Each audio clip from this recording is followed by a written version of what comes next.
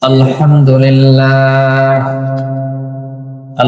لله نحمده ونستعينه ونستغفره ونعوذ بالله من شرور أنفسنا ومن سيئات أعمالنا من يهد الله فلا مضل له ومن يضلله فلا هادي له ونشهد أن لا إله إلا الله وحده لا شريك له ونشهد أن محمدا عبده ورسوله الذي أرسله بالحق بشيرا ونذيرا وداعيا إلى الله بإذنه وسراجا منيرا فقد قال الله تعالى في كلامه المجيد وفي فرقانه الحميد أعوذ بالله من الشيطان الرجيم بسم الله الرحمن الرحيم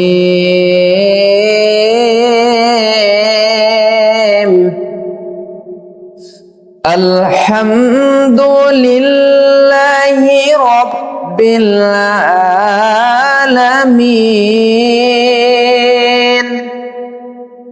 الرحمن الرحيم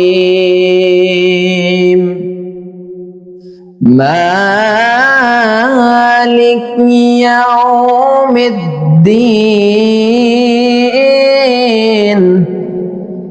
إياك نعبد وإياك نستعين اهدنا الصراط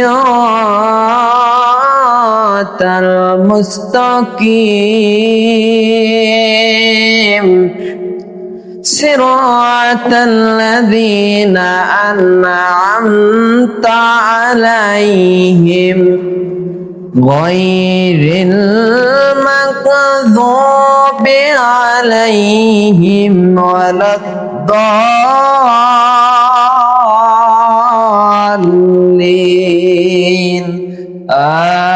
আমিন। আলহামদুলিল্লাহ, সমস্ত তারিফ ও প্রশংসা শুকরিয়া সেই মহান আল্লাহ সুবহানাহু ওয়া তাআলার, যে আল্লাহ পাক আমাদেরকে একটি সপ্তাহ পর পবিত্র জুমার নামাজ আদায় করার জন্য আসার এবং বসার সুযোগ দান করলেন। সেই মহান আল্লাহ তাআলার শুকরিয়া আদায় করে বলি আলহামদুলিল্লাহ। আরো লাখো কোটি দরুদ ও সালাম বর্ষিত হোক সাইয়্যিদুল মুরসালিন বিশ্ব নবী জনাবে মুহাম্মদুর রাসূলুল্লাহ সাল্লাল্লাহু আলাইহি ওয়াসাল্লাম। সম্মানিত উপস্থিত, আমি পবিত্র কোরআনুল কারীমের সকলের পরিচিত একটি সূরা, সূরা আল ফাতিহা। সূরাটি অবতীর্ণ হয় মক্কায়। মাক্কি জীবনে আয়াত সংখ্যা 7, রুকু 1। প্রথম সূরা আল্লাহ সুবহানাহু ওয়া তাআলা এই সূরা থেকে কি শিক্ষা দিচ্ছেন সেই সম্পর্কে কিছু আলোচনা রেখে আজকের খুতবাকে শেষ করব ইনশাআল্লাহ। ওমা তাওফিকি ইল্লা বিল্লাহ। আল্লাহ সুবহানাহু ওয়া তাআলা পবিত্র কোরআনুল কারীমে এই সূরাটি নাজিল করে দিয়ে দেখেন, সরল অনুবাদ আল্লাহ সুবহানাহু ওয়া তাআলা বলতেছেন, সমস্ত প্রশংসা একমাত্র আল্লাহর জন্য, যিনি নিখিল বিশ্ব জাহানের রব। এরপরে এতে বলতেছেন তিনি পরম দয়ালু রব। এখানেই শেষ নয়, পরের আয়াতে আল্লাহ পাক জানিয়ে দিচ্ছেন তিনি পরম দয়ালু করুণাময়। এরপরে প্রতিদান দিবসের মালিক আবার তিনি। আমরা বলি একমাত্র তোমারই ইবাদত করি এবং তোমার কাছে সাহায্য চাই। তুমি আমাদেরকে সরল পথ দেখাও, তাদের পথ যাদের পথে তুমি অনুগ্রহ করেছ, আর তাদের পথ নয় যাদের ওপর তুমি অভিশাপ দিয়েছ, এবং যারা পথভ্রষ্ট হয়ে গেছে এদের পথ আমাদেরকে দেখায়ও না। সূরাটির নামকরণের দিকে লক্ষ্য করলে দেখা যায় মূল বিষয়বস্তুর সাথে মিল রেখে আল্লাহ সুবহানাহু ওয়া তাআলা নামকরণ করা হয়েছে, যার সাহায্য কোন বিষয় গ্রন্থ বা জিনিসের উদ্বোধন করা হয় তাকেই আরবিতে সূরা ফাতিহা বলে। তাছাড়া এটি প্রথম পূর্ণাঙ্গ একটি সূরা। রাসূল সাল্লাল্লাহু আলাইহি ওয়াসাল্লাম একে গ্রন্থের সূচনা বলেও আখ্যায়িত করেছে। সেটাই হলো সূরা আল ফাতিহা। এই সূরা আল ফাতিহা নাজিল হয় সেই সময়কালটি কেমন ছিল?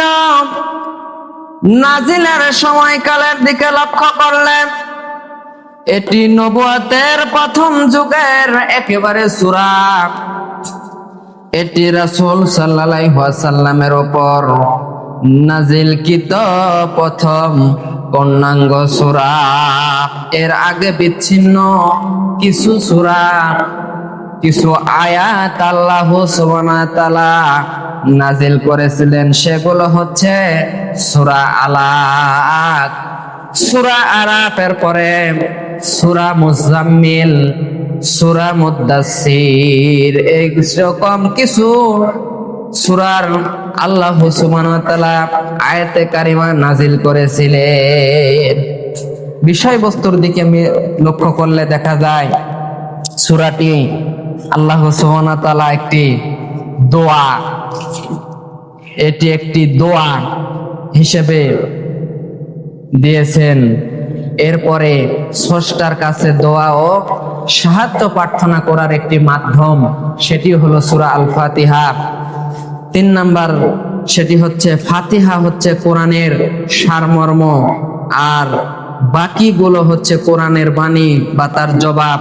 প্রিয় বন্ধুগণ আমার, সূরাটি নাজিল হয় শানে নজুলের দিকে লক্ষ্য করলে দেখা যায় নাজিলের সময়ের সেই সময়কারী ঘটনা, যখন এই সূরাটি রাসূল সাল্লাল্লাহু আলাইহি ওয়াসাল্লামের কাছে ফেরেশতার মাধ্যমে নাজিল করা হয়। বিশ্বনবী মুহাম্মদুর রাসূলুল্লাহ সাল্লাল্লাহু আলাইহি ওয়াসাল্লাম নবুয়ত লাভের একেবারে প্রথম যুগের সূরা। সূরাটি প্রথম যুগের সূরা। এই সূরাটি অবতীর্ণর প্রথম পূর্ণাঙ্গ একটি সূরা। একদা মহানবী সাল্লাল্লাহু আলাইহি ওয়াসাল্লাম মক্কার নির্জন প্রান্তর দিয়ে হেঁটে যাচ্ছিলেন। একদিন মুহাম্মদ সাল্লাল্লাহু আলাইহি ওয়াসাল্লাম মক্কার নির্জন এক প্রান্ত দিয়ে হেঁটে যাচ্ছিলেন। এমন সময় তিনি শুনতে পেলেন কে যেন আল্লাহর হাবিবকে ডাক দিচ্ছেন, হে মুহাম্মদ। রাসূল সাল্লাল্লাহু আলাইহি ওয়াসাল্লামকে ডাক দিচ্ছেন, হে মুহাম্মদ। তিনি উপরের দিকে তাকিয়ে দেখলেন আসমান ও জমিনের মাঝখানে একটি ঝুলন্ত চেয়ারে একজন দীপ্তমান সুন্দর চেহারার পুরুষ বসে আছে। সুবহানাল্লাহ। রাসূল সাল্লাল্লাহু আলাইহি ওয়াসাল্লামকে ডাক দিচ্ছেন, হে মুহাম্মদ। এবার রাসূল সাল্লাল্লাহু আলাইহি ওয়াসাল্লাম তাকিয়ে দেখলেন একটি দীপ্তমান সুন্দর পুরুষ আসমান ও জমিনের মাঝখান বরাবর একটি চেয়ারে বসে আছে।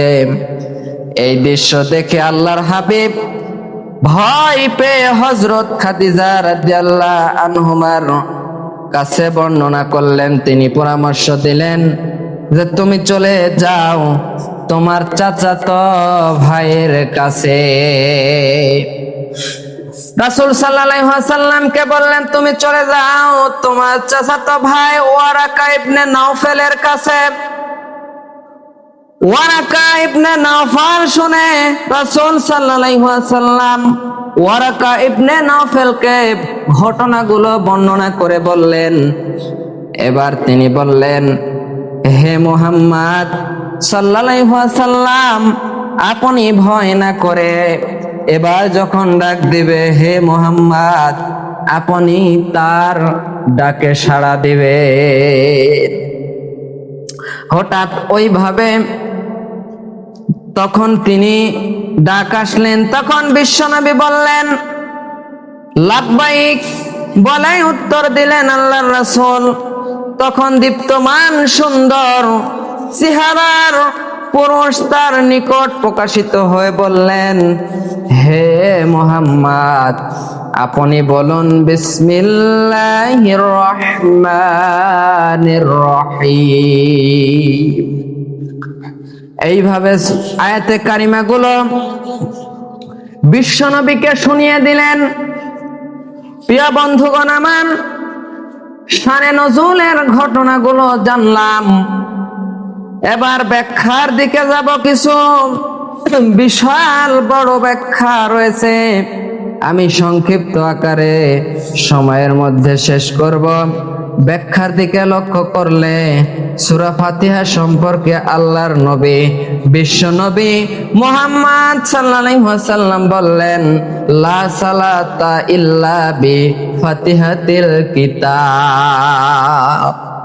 অর্থাৎ সূরা ফাতিহা ছাড়া কোনো নামাজই সম্পূর্ণ হবে না। আমরা যত ওয়াক্ত যত রাকাত নামাজ পড়ি না কেন, বেতের বলেন, তারাবি বলেন এবং ফরজ বলেন, সুন্নাত বলেন, যেই নামাজই পড়ি না কেন, সকল রাকাতে আল্লাহ পাক এই সূরা ফাতিহা পড়ার সিস্টেম করে দিয়েছেন। প্রত্যেকটি রাকাতে সূরা ফাতিহা তেলাওয়াত করতে হবে। আর যেই সালাতে সূরা ফাতিহা পড়বে না সেই সালাত নামাজ তো হবে না। তাই বন্ধুগণ আমার, আল্লাহ সুবহানাহু ওয়া তাআলা সূরা ফাতিহা নাজিল করে দিয়ে জানিয়ে দিলেন বিশ্ব নবীকে, আলহামদুলিল্লাহি রাব্বিল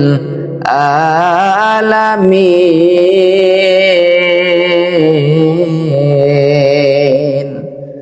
আলহামদু মানে প্রশংসা, লিল্লাহ মানে আল্লাহর জন্য, আলামিন মানে বিশ্বজগৎ, রব প্রতিপালক, অর্থাৎ সমস্ত প্রশংসা একমাত্র আল্লাহর জন্য, যিনি নিখিল বিশ্ব জাহানের রব।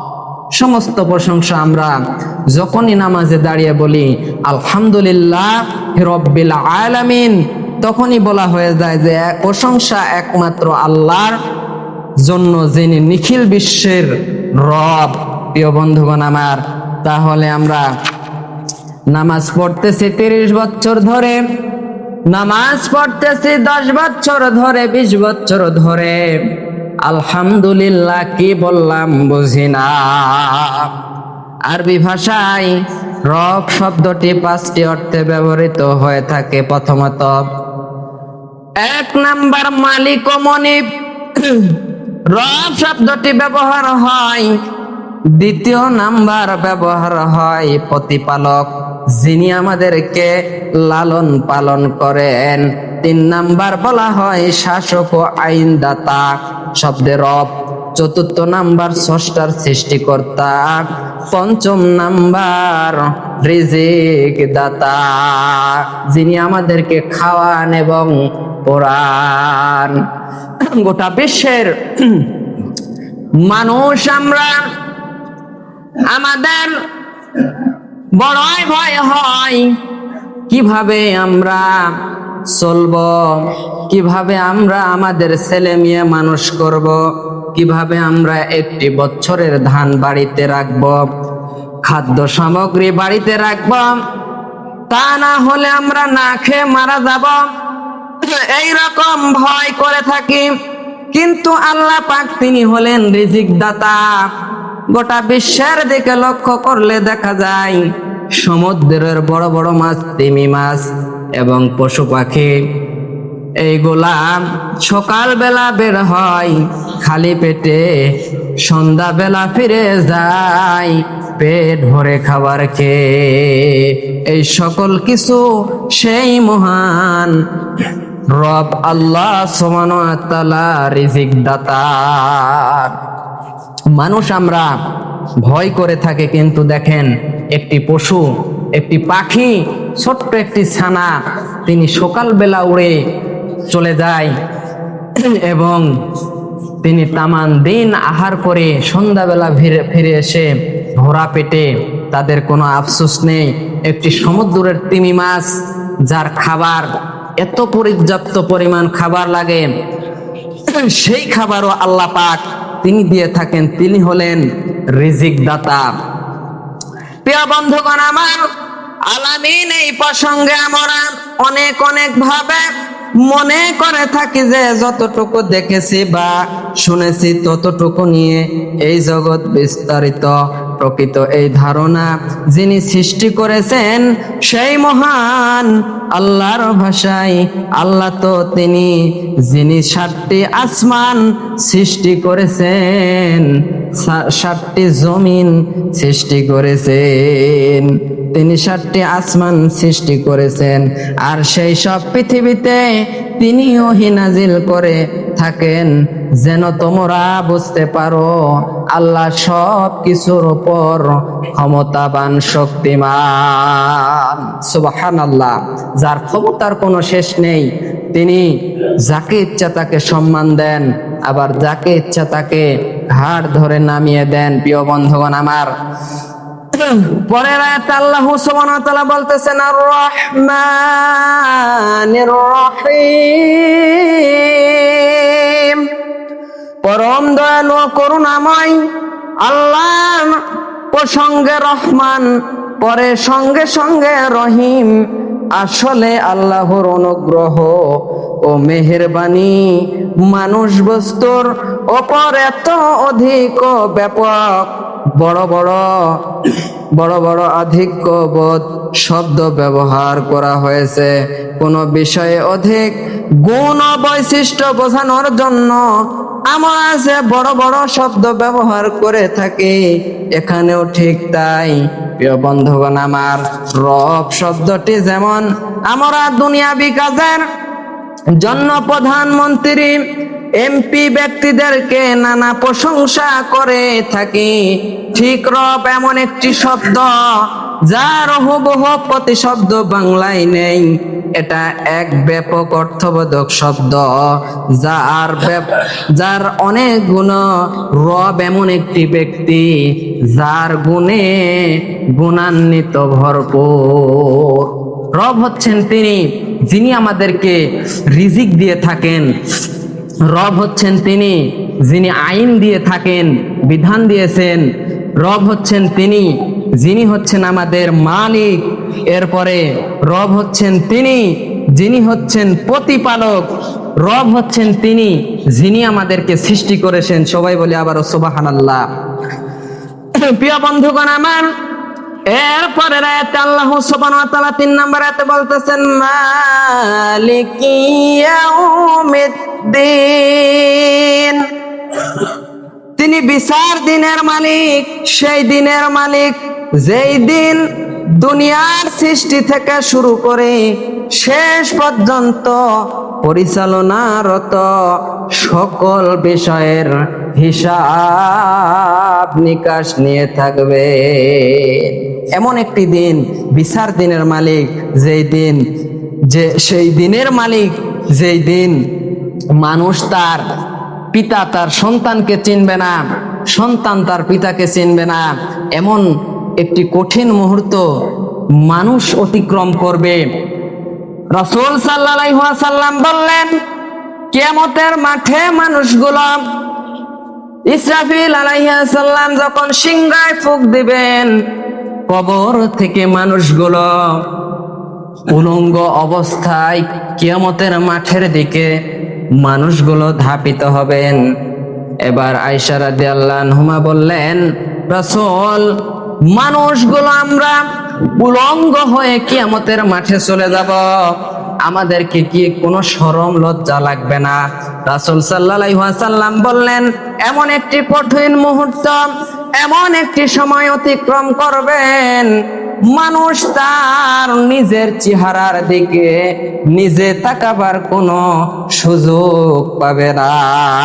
এমন একটি কঠিন সময় আমাদের অতিবাহিত করতে হবে। তিনি শুধু রহমানুর রহিম, অনুগ্রহকারী ও মেহেরবানি নন, তিনি আবার সুবিচারকও বটে। এই জন্য আল্লাহ পাক কোরআনুল কারীমের সূরা জিলজালের 99 নাম্বার সূরা জিলজালের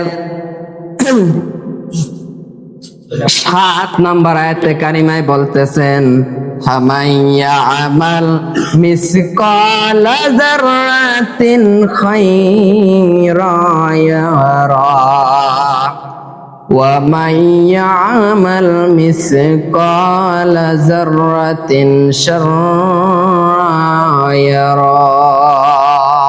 আল্লাহ সুবহানাহু ওয়া তাআলা বলতেছেন, অতঃপর সেই দিন কেউ কোনো পরিমাণ সৎ কর্ম করে গেলেও তাও সেই দিন দেখতে পাবে, আর যদি কেউ কোনো পরিমাণ অসৎ খারাপ কাজ বদ কাজ করে যায়, সেই দিন তাও দেখতে পাবে। তিনি সেই সুবিচারক। প্রিয় বন্ধুগণ আমার, পরের আয়াতে আল্লাহ সুবহানাহু ওয়া তাআলা বলতেছেন, ইয়্যাকা না'বুদু ওয়া ইয়্যাকা নাস্তাঈন। আমরা বলে থাকি ইয়্যাকা না'বুদু ওয়া ইয়্যাকা নাস্তাঈন। প্রতি রাকাত নামাজে আমরা আল্লাহর কাছে বলে থাকি, আমরা তোমারই ইবাদত করি, তোমারই কাছে সাহায্য প্রার্থনা করি। আল্লাহর কাছে আমরা সকলেই বলে থাকি যারা নামাজে এসেছি, যে আমরা তোমারই ইবাদত করি রব, তোমারই কাছে আবার সাহায্য প্রার্থনা করি। এবার দেখেন, ইবাদত শব্দটিও 3টি অর্থ ব্যবহার হয়। 1 নাম্বার হচ্ছে আনুগত্য, হুকুম মেনে চলা, আল্লাহর আনুগত্য। তিনি যা আদেশ করেছেন তা পালন করা হচ্ছে আনুগত্য, তিনি যা নিষেধ করেছেন তা পালন করা, তা থেকে বিরত থাকাও হচ্ছে আনুগত্য। 2 নাম্বার হলো বন্দেগী করা। 3 নাম্বার হলো দাসত্ব করা। বন্দেগী ও দাসত্ব করা, প্রিয় বন্ধুগণ আমার, আল্লাহর ইবাদত শব্দের এই 3টি অর্থ। পরের আয়াতে আল্লাহ সুবহানাহু ওয়া তাআলা বলতেছেন, ইহদিনাস সিরাতাল মুস্তাকিম। আমরা প্রতি রাকাতে আয়াতে কারিমা তেলাওয়াত করে বলে থাকি, আমাদেরকে আমাদেরকে সরল সঠিক পথ দেখাও, আমাদেরকে সরল এবং সঠিক যে পথ সেই পথটি দেখাও। দুনিয়াতে তো পথের শেষ নেই আল্লাহ, অনেকগুলো মাধ্যম, অনেকগুলো পথ রয়েছে, এর মাঝে যেটি সরল পথ, যেটি তোমার পথ, যেটি সালেহীন মুত্তাকি পরহেজগারদের পথ, সেই পথ দেখাও। প্রিয় বন্ধুগণ আমার, কিন্তু আমরা যে পথ অনুসরণ করে আমরা প্রকৃত কল্যাণ ও সৌভাগ্য লাভ করতে পারি, কিন্তু আমরা সর্বদাই বস্তু পথ থেকে নিজেরাই সরল পথ হারিয়ে থাকি, নিজের অবহেলায়, অলসতায়। প্রিয় বন্ধুগণ আমার, পরের আয়াতে আল্লাহ সুবহানাহু ওয়া তাআলা জানিয়ে দিলেন, সিরাতাল্লাযীনা আন'আমতা আলাইহিম। ওই সব লোকের পথ যাদের তুমি নিয়ামত দিয়েছো, ওই সমস্ত লোক বলতে আম্বিয়া, সিদ্দিকিন, সালেহিন, শুহাদা, এই সমস্ত লোকদের পথে পরিচালিত করা বোঝানো হয়েছে। গায়রিল মাগদুবি আলাইহিম ওয়ালাদ-দাল্লিন।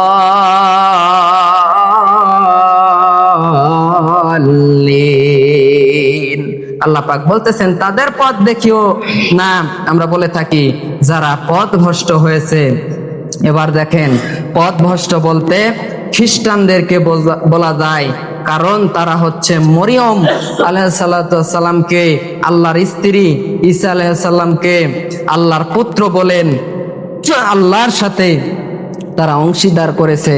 ইহুদিরা হচ্ছে অধিশপ্ত জাতি, আর খ্রিস্টানেরা হচ্ছে পথভ্রষ্ট জাতি। তাই আল্লাহ সুবহানাহু ওয়া তাআলা কোরআনুল কারীমের আরেকটি আয়াতে বলতেছেন যে তোমরা ইহুদি এবং খ্রিস্টানদেরকে বন্ধুরূপে বরণ করো না, অর্থাৎ তাদের সাথে ছেলে মেয়ে বিবাহ দেওয়া যাবে না বিধর্মীদের সাথে। তারা হচ্ছে পথভ্রষ্ট এবং তারা অধিশপ্ত জাতি, প্রিয় বন্ধুগণ আমার। তাই যাদের ছেলে মেয়ে আছে, মেয়ে হোক কিংবা ছেলে হোক, কেউ কোনোদিন খ্রিস্টান কিংবা ইহুদি এদের সঙ্গে ছেলে মেয়ে বিবাহ দেওয়া থেকে বিরত থাকবেন। প্রিয় বন্ধুগণ আমার, আল্লাহ সুবহানাহু ওয়া তাআলা আমাদেরকে যতটুকু কথা আজকে বললাম, এই কথার উপরে যেন আমল করার তৌফিক দান করে, সবাই বলি আল্লাহুম্মা আমিন। শেষ করে দেব তার আগে সূরাটির বৈশিষ্ট্য ফজিলত সম্পর্কে 5টি পয়েন্ট রয়েছে বলে শেষ করে দেব। এই সূরা দিয়ে আল্লাহ সুবহানাহু ওয়া তাআলা কোরআন শুরু ও নামাজ শুরু হুকুম দিয়েছেন। দ্বিতীয় নাম্বার, এই সূরাকে সহিহ হাদিসে উম্মুল কুরআন অর্থাৎ উম্মুল কিতাব ও কোরআনের আর্থিক বলা হয়, অর্থাৎ এই সূরাটি অত্যন্ত গুরুত্বপূর্ণ একটি সূরা। হাদিসে এই সূরাকে শেফাও বলা হয়েছে। প্রিয় বন্ধুগণ আমার, সূরা ফাতিহা হচ্ছে আল্লাহ ও বান্দার মাঝে কথোপকথন, আর সমগ্র কোরআন তার জবাব অর্থাৎ পথ নির্দেশক। প্রিয় বন্ধুগণ আমার, যতটুকু কথা বললাম এই কথার 5টি পয়েন্ট রয়েছে শিক্ষণীয়। 1 নাম্বার হচ্ছে জগতের উত্থান পতন, ভালো মন্দ সবকিছু তার ইচ্ছায় পরিচালিত হয়। জগতের উত্থান এবং পতন সবকিছুই ভালো মন্দ তারই ইচ্ছায় পরিচালিত হয়। 2 নাম্বার শিক্ষণীয় বিষয় হচ্ছে, আর আমরা শুধু আল্লাহর সন্তুষ্টির জন্যই তার ইবাদত করি এবং সকল চাওয়া পাওয়া তার কাছেই আমাদের থাকতে হবে, আল্লাহর মধ্যেই আমাদেরকে সীমাবদ্ধ থাকতে হবে। 3 নাম্বার শিক্ষণীয় বিষয় হচ্ছে, ভালো পথে চলতে হলে ভালো কাজ করার দরকার, অর্থাৎ ভালো ভালো নেক কাজ করতে হবে, সলেহীন প্রিয় বন্ধুগণ আমার বান্দা হতে হবে। 4 নাম্বার হচ্ছে, সকল প্রকার গোমরাহি ও আল্লাহর দ্রোহিতা কাজ থেকে দূরে থাকতে হবে। সর্ব অবস্থায় চেষ্টা করতে হবে আল্লাহর পথে থাকার এবং নেক আমল করার। আল্লাহ সুবহানাহু ওয়া তাআলা আমাদেরকে তুমি যতটুকু জ্ঞান দিয়েছো, এই জ্ঞান অনুযায়ী বিবেক অনুযায়ী চলার এবং সঠিক জ্ঞানে গুণান্বিত করে নামাজের ফরজ বিধান যে আল্লাহ পাক তোমার, এই নামাজকে যেন আমরা সঠিকভাবে পালন করতে পারি। সবাই বলি আল্লাহুম্মা আমিন। বারাকাল্লাহু লাকুম ফিল কুরআনিল আযীম ফাইন্নাহু তাআলা জাদুন কারীমুম মালিকুম বাররাফুর রহিম।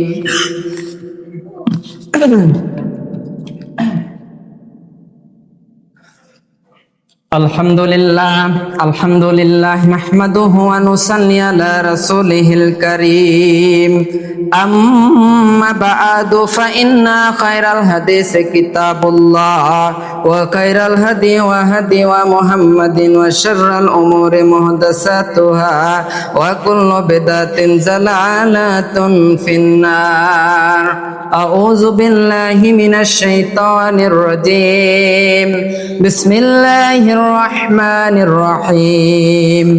ইন্নাল্লাহা ওয়া মালাইকাতাহু ইউসাল্লুনা আলান নাবী يا أيها الذين آمنوا صلوا عليه وسلموا تسليما اللهم صل على محمد وعلى آل محمد كما صليت على إبراهيم وعلى آل إبراهيم إنك حميد مجيد اللهم بارك على محمد وعلى آل محمد كما باركت على إبراهيم وعلى آل إبراهيم إنك حميد مجيد اللهم أعز الإسلام والمسلمين اللهم أهلك والكفرة والمشركين واليهود والنصارى إن الله يأمر بالعدل والإحسان